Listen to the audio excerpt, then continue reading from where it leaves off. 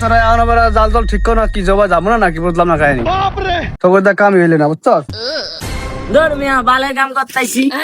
এই আগের বছর কাম করে এই বছর জালে খাইছেন পা এনে সুডার লাগে না আর খালা বলার কাছে গইবারে পিছনে বিড়ি খাইছি। আচ্ছা হন তোর 500 টাকা বাড়া দিব না ওকে ব্যবস্থা আমি করতেছি ঠিক আছে